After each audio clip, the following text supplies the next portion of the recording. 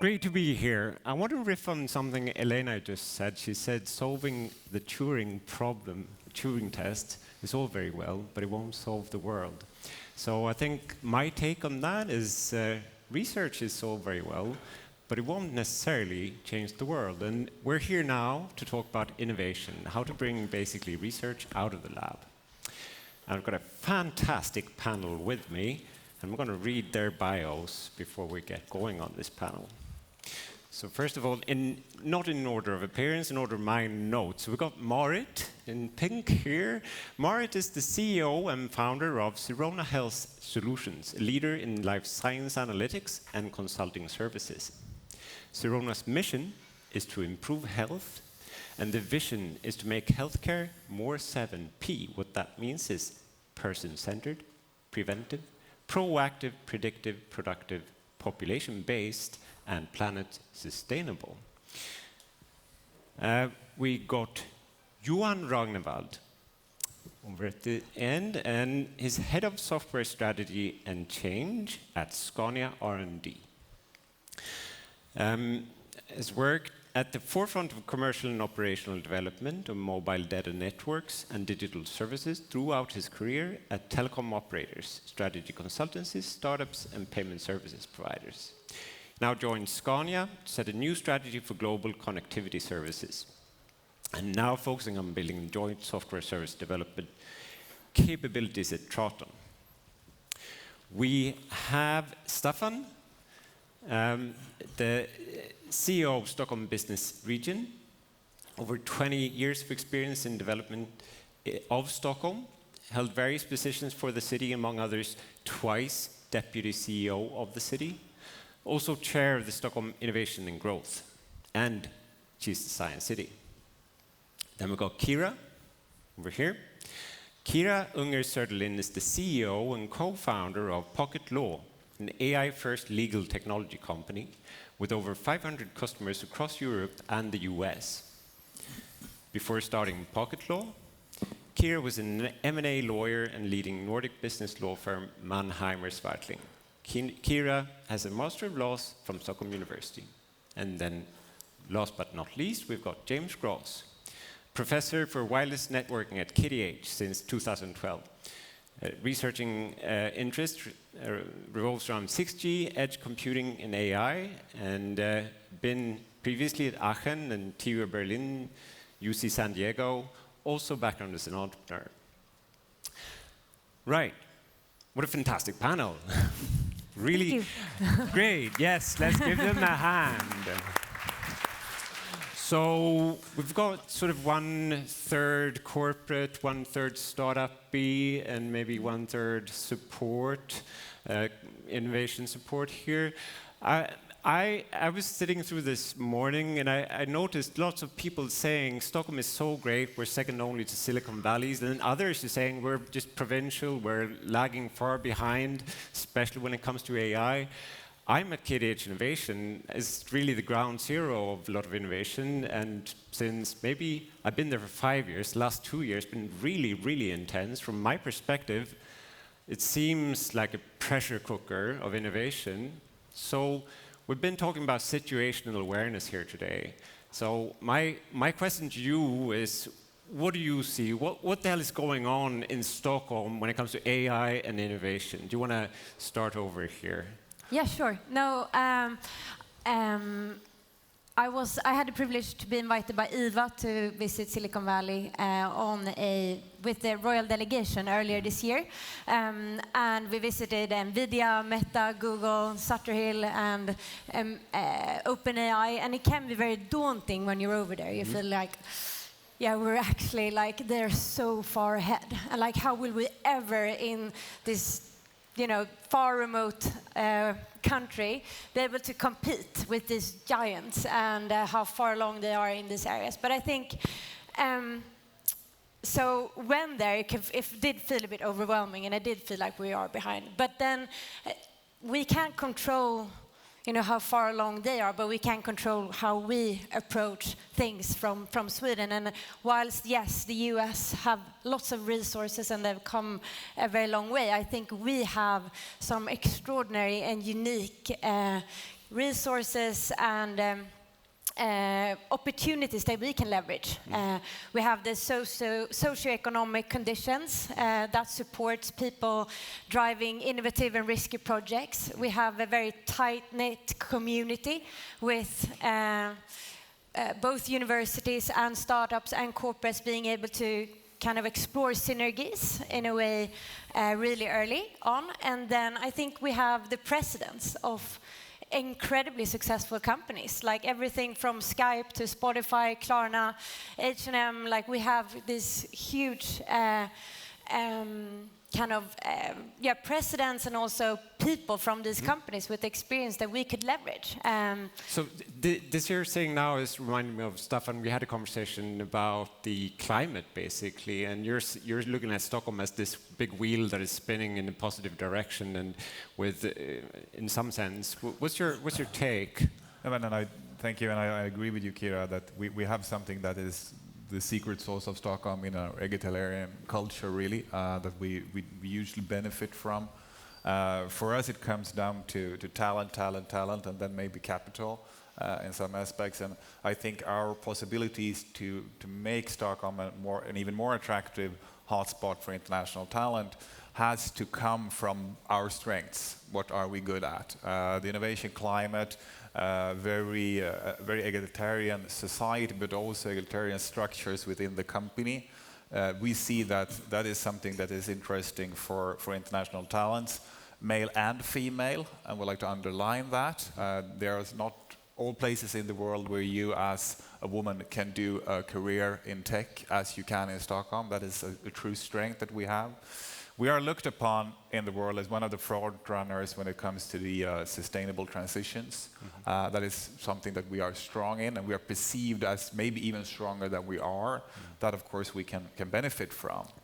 So I think we have good things in this, but it's also very, very clear when we talk to our peers around the world that we are looked upon as a nation of engineers. That is something that's good.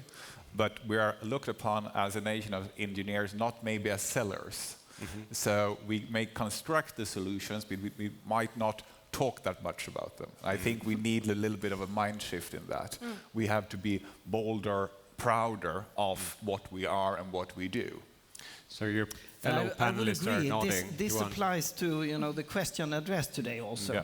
We are actually bad at marketing locally and informing each other about what we do. I agree with Kira that it's very daunting to see the numbers on the US West Coast, or we see the numbers in China. To some extent, size matters. The amount of data available.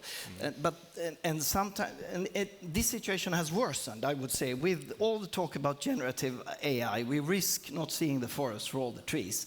And the challenge for us is to use our engineering expertise and focus quickly. We should experiment broadly, definitely. But in many areas, we soon come to a point where the sheer amount of data available for analysis is a limitation. And that's when we need to focus more. And that's in that focus exercise, we need to do more internal marketing also, informing each other about what have we discovered, what are we actually good at, where do we think we have an edge, and the rest of the stuff maybe put aside then when we see what the Chinese and Americans do. So we're talking about what's special about Sweden. Marit, you've seen Sweden from abroad. You're from Norway, you've been studying in France as well. What do you see? What draw you into the Swedish ecosystem, and what's particular about it? Yeah, I worked a lot internationally, also in the US. I studied there. I want to add on what you're saying, that we have a lot of data, but it's kind of limited. Well, in life sciences and healthcare, that is not the case. True. We have an unbelievable gold mine of data. And actually, my company is working right now with the Swedish e-health authority. They're working on really mapping the whole structure, what to do with it, all this data. And just a simple thing that we have, which is really basic, but it's an enormous advantage, and that's our social security numbers. So if I go to the doctor, you all know, if you go anywhere, you use your social security number. And the fact that we have that makes it possible for us to follow a patient from primary care to the hospital, etc. and that is something that they don't even have in the US. Such They have a little tax thing. number, you're right, but you don't have your ID. When I studied in the US, you had your school ID as your also your healthcare number, and this makes it difficult in the US because if you register as Michael Oppenheimer in one healthcare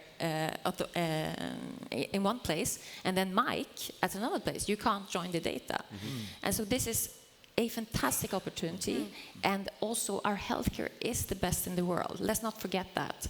So in terms of life sciences and creating, like we, for example, work with algorithms for predictive analytics for preventing care. Well, when you have that data, you can really use it, and it's such a fantastic opportunity that we have that nobody else has in the world. Very good. So an optimistic take there. James, your perspective is unique in that you're in the academic world, but you also did the entrepreneurial thing back in Germany. We spoke previously, and you said academics like myself, we really need to get out of the lab more. And what are your take on entrepreneurship and how it can combine with an academic career, let's say?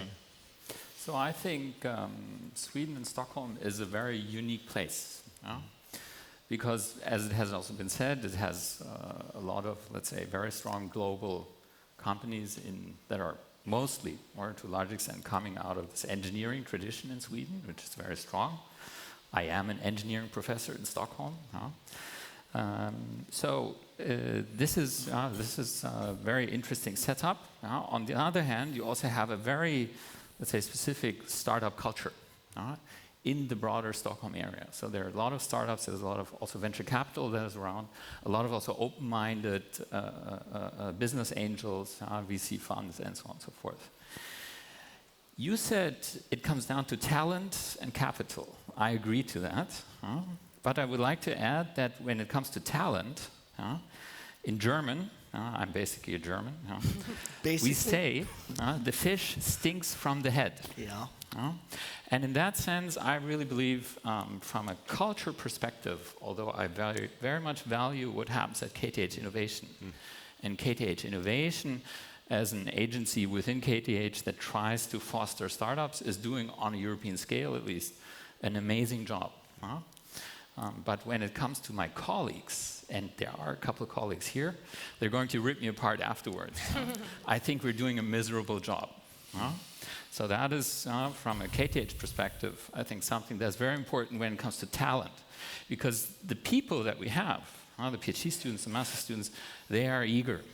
They're really interested, they want to get into the things, but on a let's say, in the faculty, we are much better, much more used to collaborate with the big established Swedish companies, and it works well, because those guys are also very much used to collaborating with us. Yes.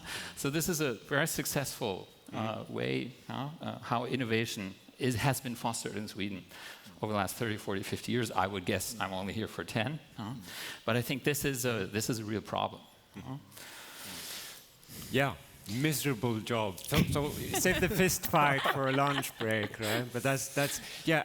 Kira. Yeah, no, another observation, like mentioning how good that the Americans are at also marketing their products is where we can also get better. I think another observation is that some American companies also tend to be very, very shiny on the outside, but then if you dig a little bit deeper, it's not actually as impressive as it might look from the outside. Whereas I think in Sweden, it's the other way around. Like, you get what you see. And I think we are, that's also something to be noticed. So maybe we should actually not be discouraged, but the other way around. We should really lean forward and lean in, and we should maybe even be even more confident in what we do. And I think that will also create a more positive flywheel around the talent, which is so important. We can't lose all the best engineers and other talents to large American companies that can pay bigger salaries. So instead we have to structure. We can make structural changes to make sure that we support or that we can be more attractive. For example, if we can change how we can give incentive programs that are more generous and there's a bigger upside for someone choosing to work in a Swedish company. That is just one structural change that could have huge benefits for us attracting the best talent and making sure that the talent stays here in Sweden. But also, maybe riffing on that, Marit, you said just before in the break that we need to get better at using procurement as an instrument to spur innovation. So. I totally agree with your perspective that it's important to give people options and opportunities to build companies, of course. And to do that, one of the things that the Stockholm region can do and the Stockholm city can do, they have an enormous budget, 133 billion SEK for the region I just saw, and 80% of that is healthcare. So take that budget and use it smartly and wisely to purchase services and products that will really drive down the cost and improve the quality and the innovation of the city and of the region, and at the same time support new companies. Staffan is nodding here. Do you want to sign off on that? No, I totally agree. I think that's a very important field to look in how to do that better. And I think the fact that also connecting to the universities, both the City of Stockholm and the Region of Stockholm are now strategic partners to the universities, to KTH and to KI and to Stockholm University. That is a very important first step to learn how to do things with others, how to find that cooperation. And I totally agree. There's a huge opportunity there if you do it right, of course, following Swedish law. But I think, yes, that is a road that we have to go on much clearer and faster. And I think that the new forms of cooperation between the local government agency and the university is a start, because we are learning.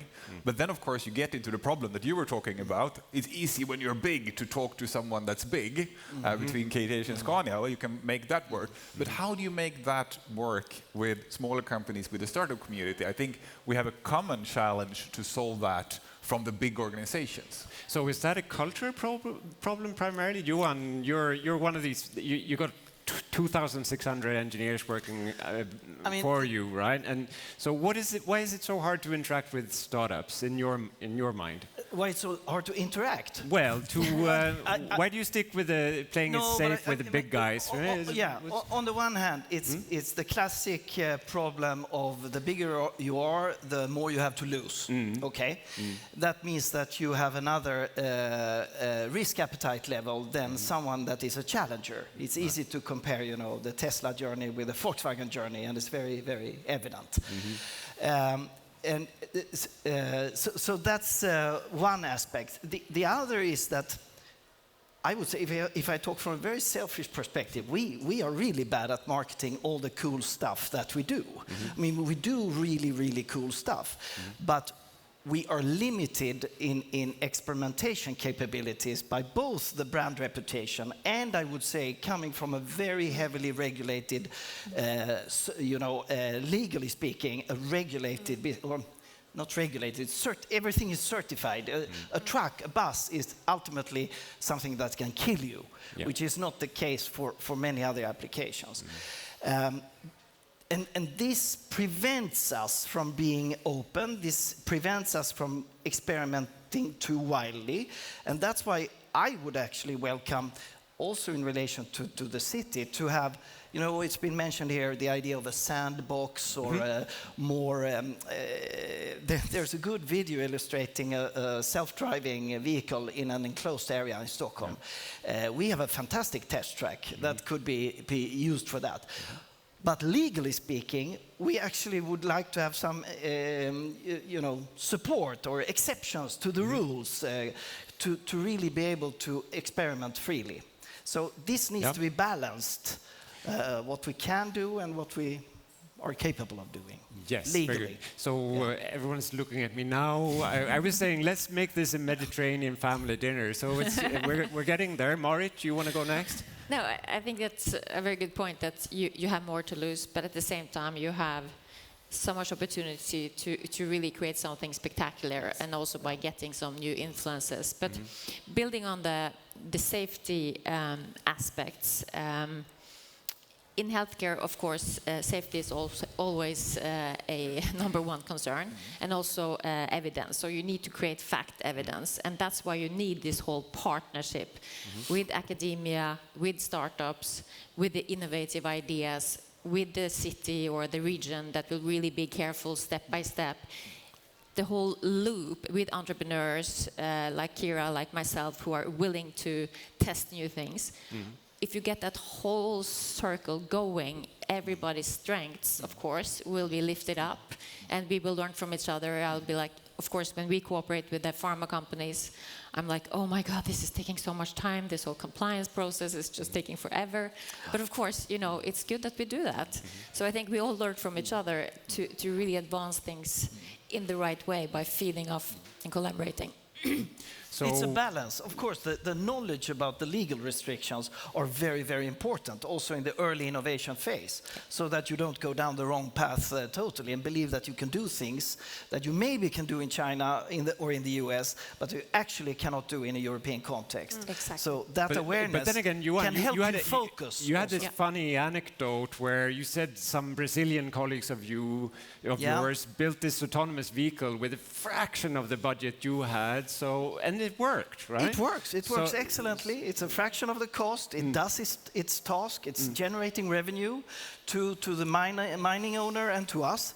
So risk averseness is always relative. Yeah, but they can do that because they are in the Brazilian context in a confined area also. Yeah. But even the confined area in a Swedish context has other limitations than in Brazil. By the way, that's a punchline that Elon Musk has these days when he looks at the bigger AI models that are now coming and are succeeding in autonomous driving. So they built it on limited capacities 10 years ago. Exactly. I would like to come back to this integrative model, which also in Digital Futures we're trying to more and more implement. And I agree to what we have basically been hearing, that we need more integration. I think this is also the way to go. Sweden is, at the end of the day, also coming back a little bit to the competitive situation, a really small player in a really big landscape, with also some, let's say, areas in the world that we unconscious don't want to see, but really cutting-edge stuff is happening there as well. So we need more integration. The only way to succeed is more collaboration and less competition. At the same time, big corporations have gotten, over the last 10, 15 years, extremely good in innovating. This is a complete shift in the modalities in comparison to around 2000. You're very also adapted. Now I'm saying you, although this is not meant as personally or Scania you, but as a representative for the big corporations. You're very, very good these days also working with startups. The ones that suffer from that are typically startups. So time and time again I have been seeing how through close collaborations between startups, especially in big corporations, the ones that win in these constellations are typically big corporations. And this is something we need to find a way how to improve on that. If we want more startups, that's the question. Do we want that or not? If we do, we're happy for the ones that we do have. Kira, you were saying something to me which I stuck with me. You were saying we've been building our thing on top of OpenAI for years now, and when you look at Pocketlaw, it looks really shiny and advanced. But you were saying, this is nothing. I mean, this is like Windows 95. Yep. So we got a few minutes left now. If this is where we're at, Windows 95, where are we heading? What's your vision? Yeah, no, and that leads me into like the question in the beginning: are we behind or are we at the forefront? Like, so what if we're behind? Like, it's still so much in its infancy. I think everyone agrees, we barely scratched the surface of everything that we'll be able to do in the future. So I think the important thing now is just to focus on our strengths and in this community and make sure that we leverage those to get ahead, regardless of where we are today. The only thing that we can really focus on is where we're going. And I think the comparison to Windows 95 is quite easy for everyone to understand. I'm not old enough to have used Windows 95, but for those of you who are, you know that it's about mastering the skills early on. Like if we can learn things now, then since everything is, you know, advancing so incredibly fast, we don't know, is it in 3 months, in 6 months, in a year from now, it will be in a different stage, and that's where we need to focus on, so that when, you know, Windows 97 comes out, or 2000, then we're really, really good at mastering those fundamental skills so that we can get ahead. So now we got 60 seconds, then James is doing a fist fight. Do you want to just go through the panel here and say something in, let's say, 15 seconds to wrap things up? James, would you want to go first? Sweden is not leading, and we need much more attitude towards innovation. Thank you. Marit? So I would say dare to cooperate and do it in a very systematic, evidence-based way so that we can share results and get it to market. Very good. Well, I'll go back to where I started. I think all of us engineers have to take a course also in marketing. Very good. Join Scania. We do cool stuff. We do cool stuff that will contribute to saving the planet. Very good. Thank you, everyone. And thank you, panel.